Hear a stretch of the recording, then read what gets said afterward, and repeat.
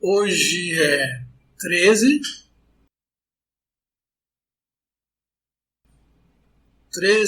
de 2 de 23.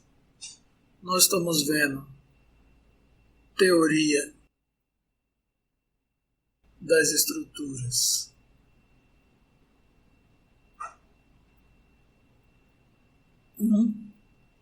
E hoje nós vamos continuar com a revisão de isostática.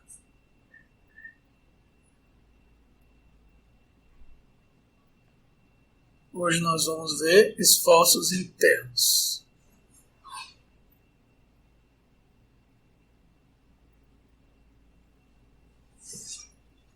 Ok? Bom, continuando, né? Na aula passada, a gente limitou o nosso estudo a estruturas lineares, reticuladas e planas. Ok? Estruturas lineares, reticuladas e planas. E vimos que o equilíbrio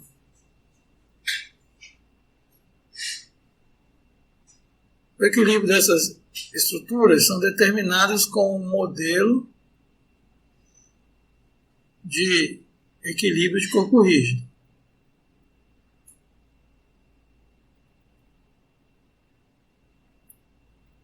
Equilíbrio de corpo rígido. E vimos alguns exemplos para determinar o equilíbrio dessas estruturas. Exemplo. Uma estrutura de barra aqui, com apoio de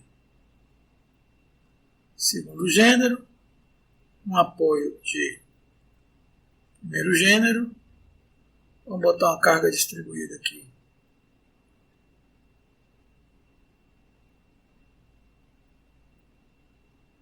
De 20 kN por metro. Vamos botar uma carga concentrada aqui de 10 kN. Vou botar umas distâncias aqui, ó. 1 metro, 2 metros,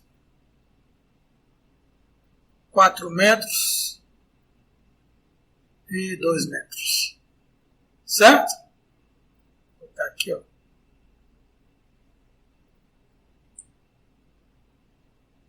Vou botar aqui as distâncias. E aí nós vimos que, dependendo das condições de contorno, do tipo de apoio, por exemplo, nesse apoio aqui tem possibilidade de 2 reações de apoio, e nesse aqui, uma reação de apoio, R1 e R2. Esse aqui é R3. Bom, eu já começo fazendo o seguinte: somatório das forças na direção x igual a 0 implica que R3 é igual a 0. Foi o que nós fizemos. Tudo que está subindo é igual ao que está descendo. R1 mais R2 é igual a 10 mais 80. 90. Ok? E aí eu vou chamar aqui de ponto A, esse aqui de ponto B. Vou fazer o somatório dos momentos em torno de A. Lembrando da nossa convenção de sentido positivo. Igual a 0. Somatório dos momentos em torno de A igual a 0, a condição de equilíbrio, implica que R2 vezes R2 está girando no sentido positivo, né? 2 mais 4, 6, 8, 9. Então 9 R2. Menos. Bom, esse 20 vezes 4 vai dar uma fictícia aqui de 80. E ela está distante aqui 2 metros, certo? 2 metros para um lado, 2 metros para um lado, 2 metros para o outro. Então ela vai estar aqui, ó, 2 metros também.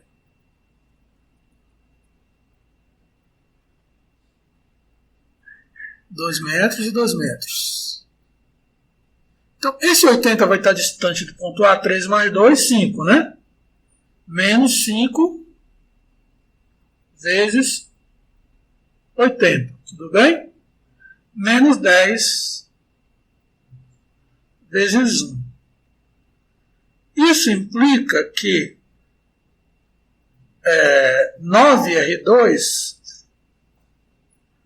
é igual a 10 mais 400, não é isso?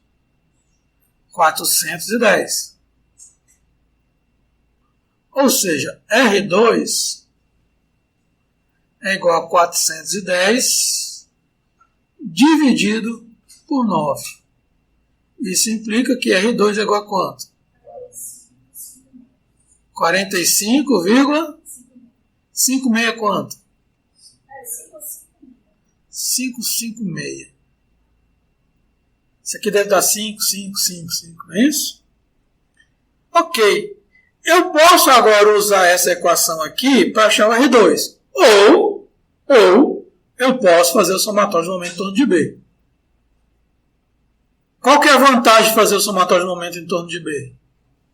Essa equação aqui vai ser utilizada apenas para confirmar se eu acertei as reações de apoio que foram calculadas independentemente uma da outra. Então eu cheguei aqui, ó, somatório dos momentos em torno de B igual a 0. Aqui a conversão de positivo implica em quê? Bom, o R1 vai estar girando negativo em torno de B, certo? Então, menos 9R1. Esse 10 vai estar girando positivo. E a distância vai ser 8. Mais 10 vezes 8. Esse 80 vai estar girando positivo. Vai ser 80 vezes 4. Mais 80 vezes 4. Tudo isso aqui é igual a 0. Isso implica que 9R1 é igual a 80 vezes 4, 320. 320 mais 80 dá 400.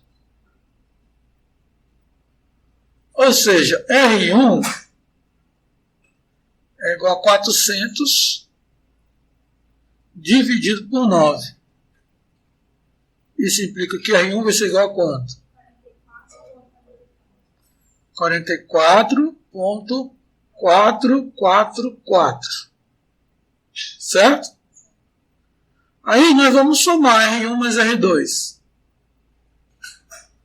45,556 mais 44,444. Então, era isso que eu cheguei à conclusão. Deu 90. Muito mais seguro do que eu ter feito a seguinte alternativa.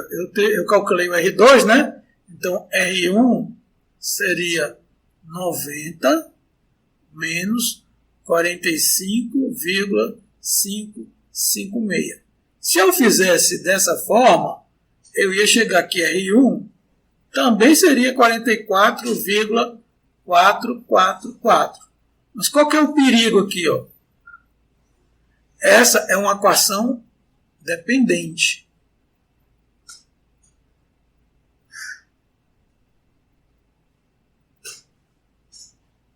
Ela depende do resultado de R2. Certo? Se eu fizer essas duas aqui, ó, são independentes.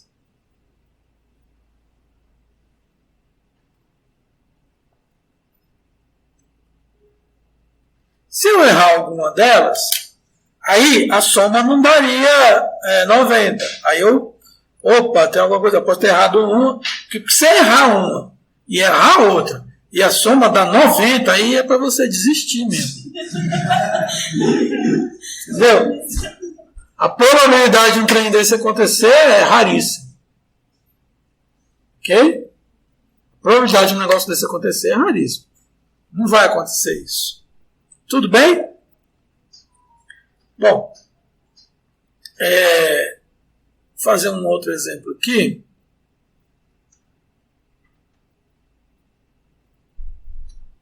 Com um pórtico.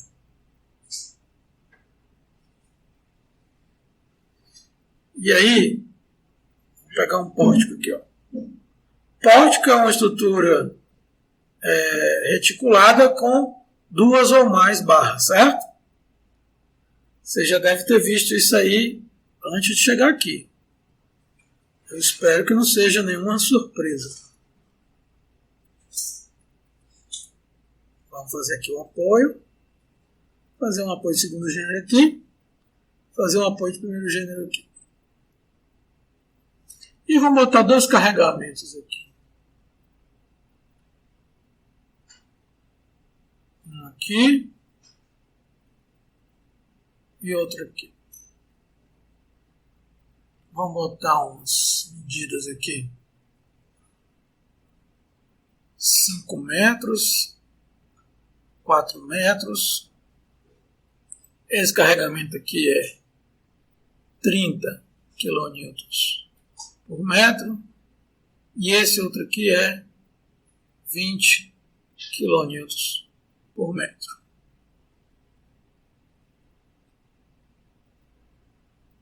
Aí nós vamos já aumentar um pouco aqui a velocidade de solução. Ora, 20 kN por metro vezes 4 metros dá 80 kN, certo? Você concorda que essa reação de apoio aqui é 80? Sem precisar fazer conta? Ok? 80. Vou fazer somatório, 80. Nesse caso aqui é 80. Essa estrutura isostática, né? Essa aqui, eu não sei. Eu vou chamar de R1, coloco no sentido positivo. Essa aqui eu vou chamar de R2, coloco no sentido positivo. Aí eu sei o seguinte. Vou chamar de A, vou chamar de B. Eu vou fazer em torno de A, porque tem 2 forças aqui em A. Então, se eu fizer um momento no A, essas 2 forças não provocam momento, certo? Então, ela sai da conta. Então, somatório dos momentos em torno de A, esse aqui é o positivo, igual a 0, implica que 5R2 menos 30 vezes 5 vezes 5 sobre 2 menos 20 vezes 4 vezes 2 é igual a 0. Você viu que eu aumentei um pouco a velocidade da resolução, certo? Como é que está essa velocidade de resolução? Dá para acompanhar ou foi muito rápido? Então, vamos já, segunda marcha aqui, certo? Então, isso implica que 5R2, vai ser igual a quê? Olha aqui.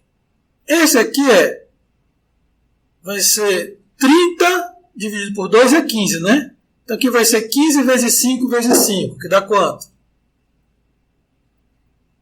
15 vezes 5 vezes 5, dá 335. Esse aqui vai ser 160, não é isso? 20 vezes 8, 160, não é isso? 160 mais 335. Hã? 375? 375. 160 mais 375 dá quanto? 535. Ora, se 5R2 é igual a 535, isso implica que R2 é igual a 535 dividido por 5. 107. Agora eu vou fazer 107. Eu chego aqui, ó. Vou colocar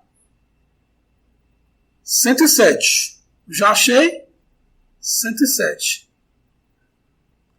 Agora, de forma independente, eu vou fazer o somatório dos momentos em torno do ponto A, certo? Ou do ponto B, perdão. Quem que eu achei? Eu achei R2, né? Agora eu quero achar o R1. Então eu faço somatório dos momentos em torno do ponto B. Somatório dos momentos em torno do ponto B é igual a 0. Isso aqui. Eu já tenho uma expectativa de resultado, né? Porque 150 menos 107 dá quanto? 150 menos 107. Então eu espero que ao fazer essa conta, o R1 dê 43, não é isso? Então vamos ver. Isso implica que, vamos lá, somatório em torno de B.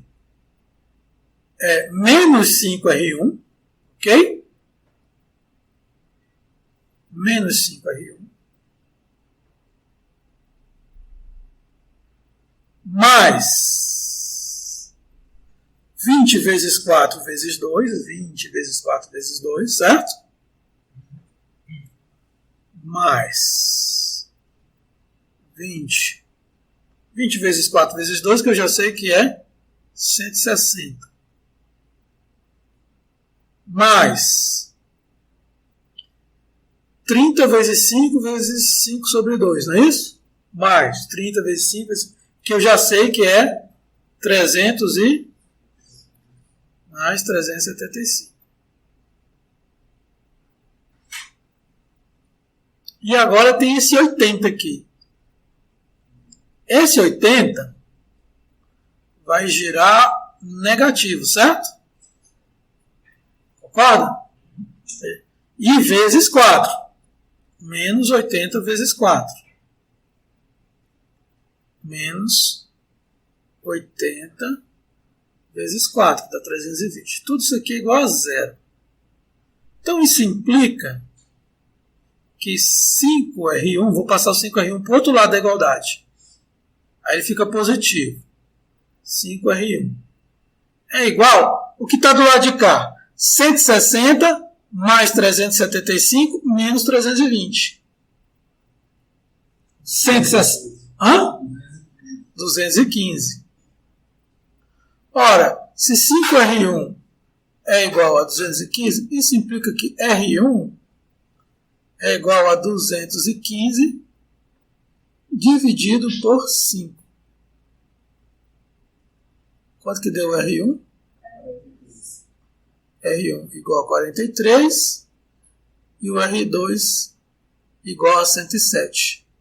A soma dos dois dá 150.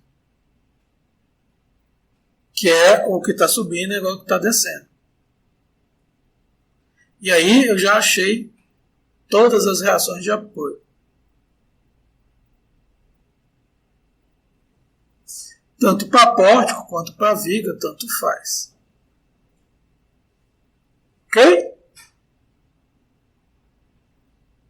Essas estruturas que nós estamos resolvendo até aqui são isostáticas, porque a quantidade de forças incógnitas é igual à quantidade de equações que eu tenho para resolver. Né? Não sei se vocês já viram antes, só revendo. A quantidade. Vou colocar aqui, ó. A quantidade de forças incógnitas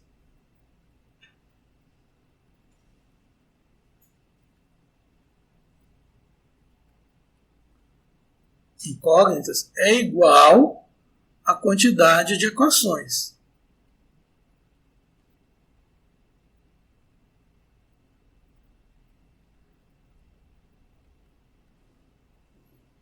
disponíveis.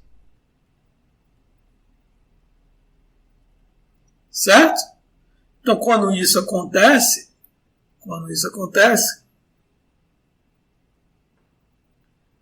nós chamamos aqui de análise isostática.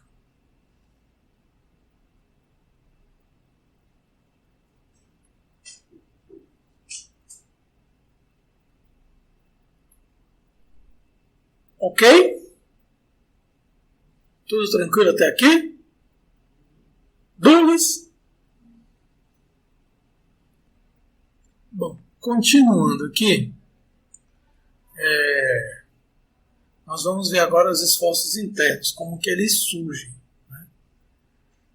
Nós vimos que para equilibrar a estrutura, eu uso o modelo de equilíbrio de corpo rígido. Eu considero que ela não se deslocou.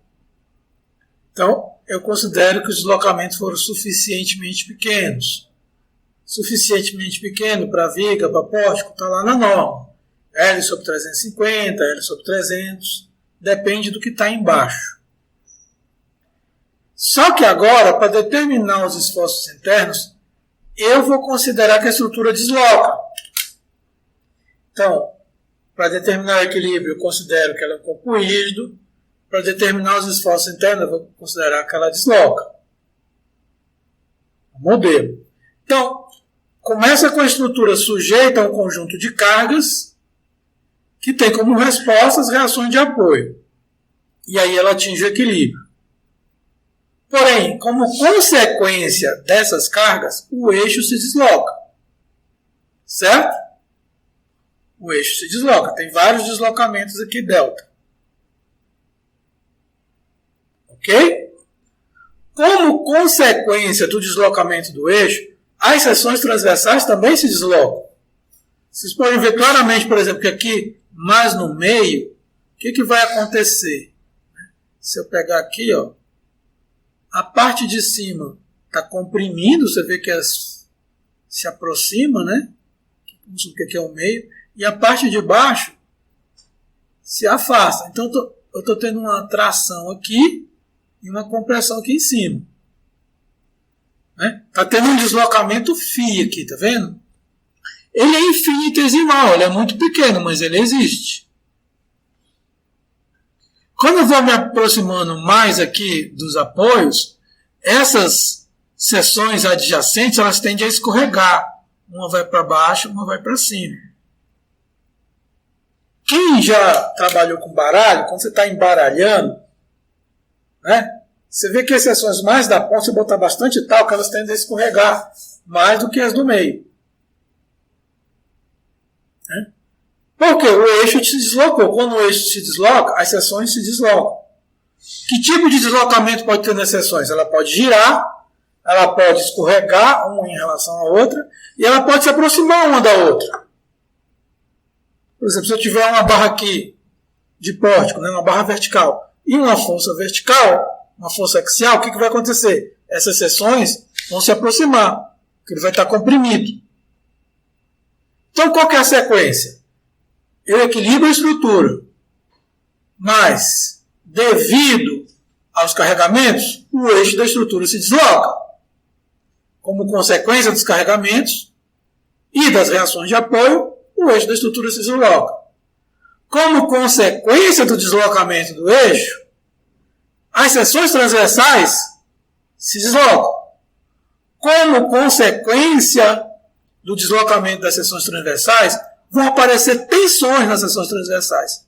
Por exemplo, devido a esse giro aqui, o que vai acontecer? Compressão em cima, tração embaixo. Certo? Então eu tenho compressão em cima, tração embaixo. Aqui, se o material for homogêneo, exatamente no meio da seção, muda de compressão para tração. No caso das seções se aproximando, eu vou ter só compressão. Tensões de compressão. Não é isso? E no caso da seção escorregando, eu vou ter tensões de cisalhamento. Né? Vou ter tensões de cisalhamento. Aqui eu vou ter uma tensão de compressão. Aqui eu vou ter uma tensão de tração. Aqui eu vou ter uma tensão de compressão. Certo? Ora, tensão vezes área é o quê? Se eu pegar a tensão de cisalhamento vezes a área da seção transversal, eu vou ter uma força de tração ou um esforço cortante.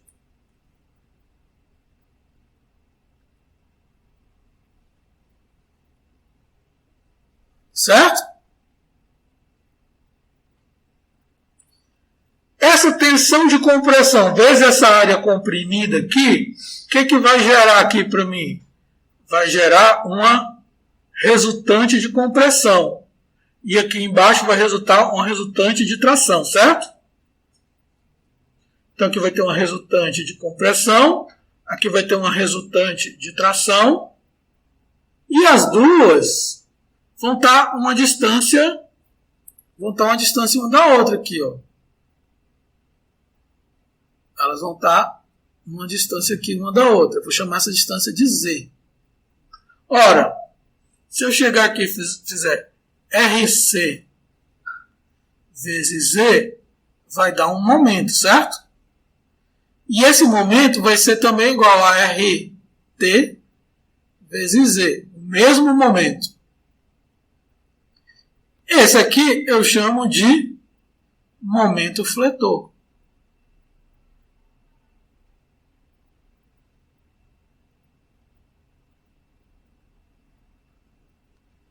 Essa tensão de compressão aqui vezes a área vai dar uma força de compressão.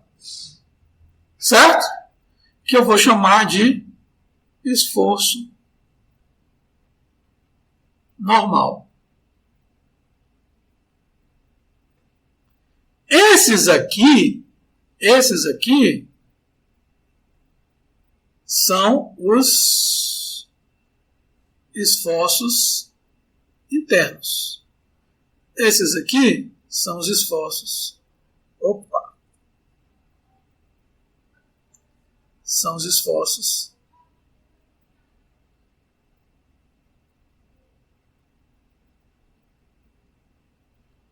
quem causa os esforços internos? Né? Quem causa os esforços internos? São as tensões. Aqui eu vou até me corrigir. Né? Aqui eu vou botar tensões internas. Tensões internas. Quem causa os esforços internos? As tensões internas. Mas quem causou as tensões internas? Os deslocamentos internos.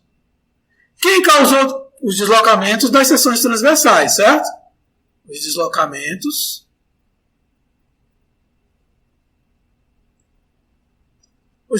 das seções transversais causaram as tensões internas. Vou colocar aqui, ó, deslocamento das seções transversais.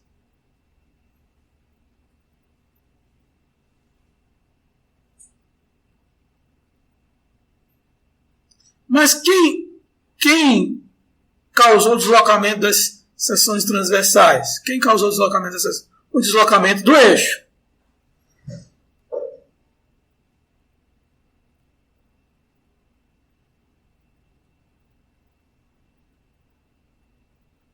O deslocamento do eixo causou o deslocamento das seções transversais, que causou as tensões internas, que causou os esforços internos. E quem que causou o deslocamento do eixo? O carregamento que está aplicado à estrutura. Certo? Ações e reações da estrutura equilibrada.